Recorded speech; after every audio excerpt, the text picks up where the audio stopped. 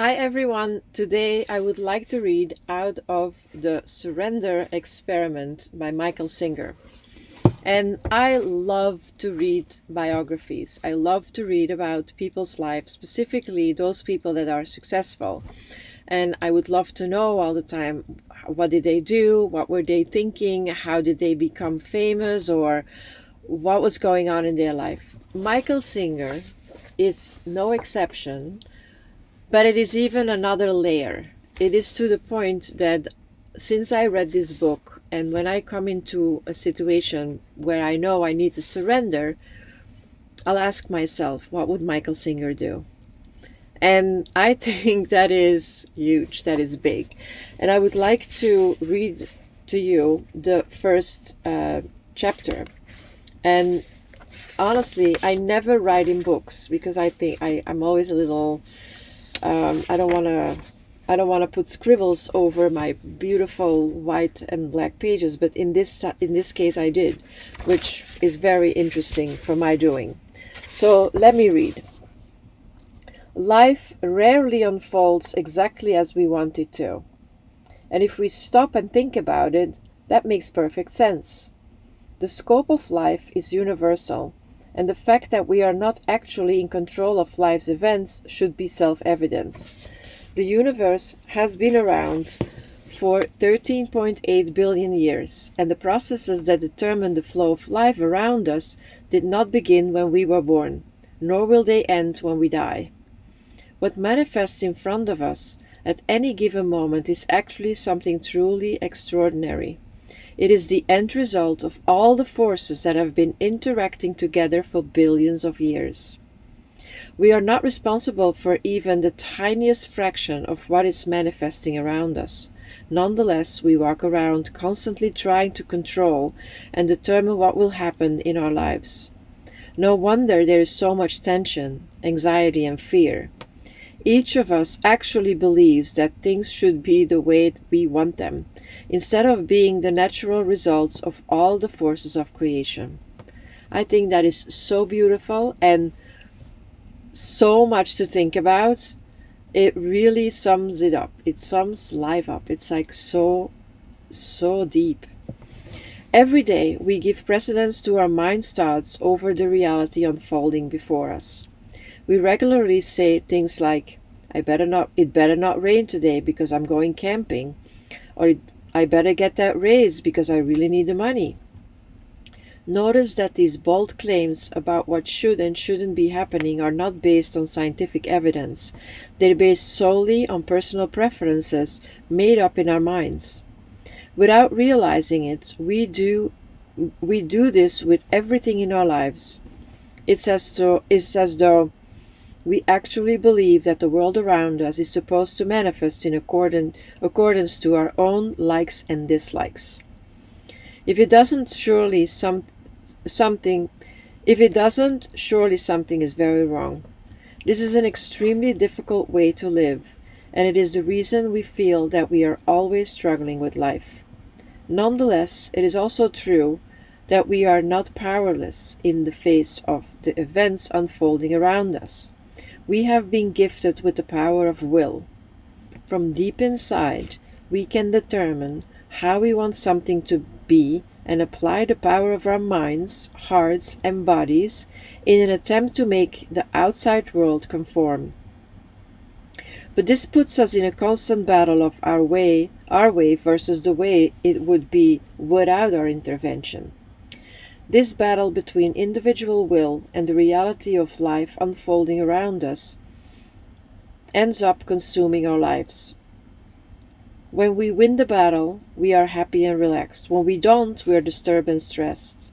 Since most of us only feel good when things are going our way, we are constantly attempting to control everything in our lives.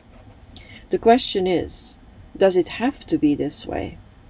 There is so much evidence that life does quite well on its own. The planets stay in orbit, tiny seeds grow to giant trees, weather patterns have kept forests across the globe watered for millions of years, and a single fertilized cell grows into a beautiful baby. We are not doing any of those things as conscious acts of will. They are all being done by the incomprehensibility, perfection of life itself. All these amazing events, and countless more, are being carried out by forces of life that have been around for billions of years. The very same forces of life that we are consciously pitting our will against on a daily basis.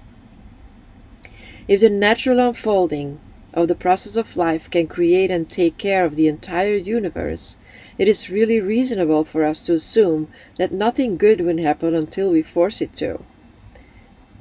It is to the exploration of this intriguing question that this book is devoted. It is very deep. It is very deep. And when I had to read it a couple of times, but I understand how I am a law of attraction teacher. I will say it until the day I go to another reality, that our thoughts create the reality that we live in on this planet. Our minds are like a muscle that are creating our reality. Again, there's always two sides to the story, and even then there is only one. There are the two sides of one, so it's like one big story. But life is unfolding effortlessly, and I wrote it here on the side. Life unfold effortlessly. The fact that our thoughts are part of that unfolding is magical. Like we can make it, we can choose, we can have our thoughts and create from an effortless way, or we can have our thoughts and try to create against the laws of the universe, which of course is a little bit silly. How can there possibly be a more important question? If life can manifest a DNA molecule on its own, not to mention create the human brain, how is it that we feel that we have to control everything on our own? There must be another, more sane way to approach life.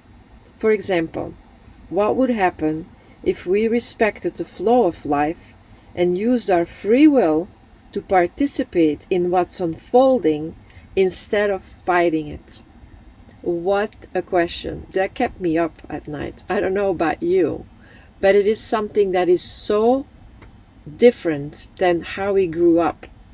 It is like letting it unfold. People don't want to let unfold anything. They want to control everything. They want to control all the things that are happening to them. But if we would be if we would surrender, it's an experiment, a surrender experiment, and you have to read the book to understand how he deals with that, and it is magical. You're going to be blown away. So what would be the quality of life that unfolds? Would it just be random events with no order or meaning? Or would the same perfection of order and meaning that manifests in the rest of the universe manifest the everyday life around us? The stars are still there, the planets are there, the trees are growing, the babies are born, everything unfolds perfectly. It was Wayne Dyer that made the comparison with like the baby for 9 months, everything is unfolding effortlessly. We are not doing anything. Of course, the mom has to eat and exercise, whatever, do all the good stuff. But the baby is it's like it's happening. And then when the baby is born, from that minute on, we think we know better, and we want to control nature. Isn't that unbelievable? Just the thought, when I think about it, I think it is so smart. What we have here is the basis for an amazing experiment. At the heart of the experiment is a simple question.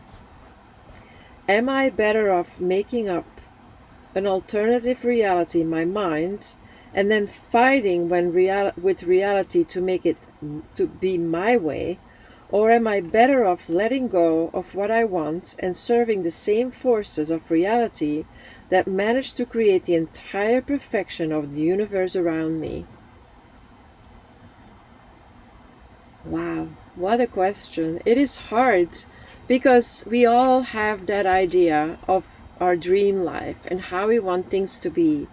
And after reading this and really like thinking about it, I think it's a little bit of both. I truly believe that when we have a good idea, when we have a positive way of thinking, and we have a life in with gratitude and with in service and in contributing to the world and being part of the solution and not being part of the problem, when we are with that flow, we are going with the laws of the universe, and then surrender in that in that unfolding. So we can have certain things that we want, but we can detach from it so that when they unfold differently or differently in that moment, because usually what I see is that I have an idea, I want something, I want to accomplish something, and then it doesn't happen, or it feels like it's going the other way. When I surrender to that, that's where the surrender experiment comes in. When I surrender and I don't try to manipulate it, I just let it go. Usually it turns out that I get what I want anyway. So that is where this experiment comes in. Like, this is where the surrender comes in. Like, you have your idea, but then you're not attached to it. If it happens, it's fine. If it doesn't happen, it's also fine. Usually when you let it unfold to the end, you get what you want anyway. Where was I? This experiment would not be about dropping out of life. It would be about leaping into life to live in a place where we are no longer controlled by our personal fears and desires. Exactly. We're not attached to the outcome. For lack of a better name, I have called it the surrender experiment. And to the best of my ability, I have devoted the last 40 years of my life to seeing where the flow of life's events would naturally take me. And it takes him on a wild journey. It is such an amazing book to read. I really highly recommend you guys to read it. What happened over the course of these 4 decades is nothing short of phenomenal. It is. Not only did things not fall apart, quite the opposite happened. As one thing naturally followed the other, the flow of life's events led me on a journey that would have been beyond my comprehension. And trust me, it's not always rosy and sunshine, but the way that he surrenders to this is like such an inspiration.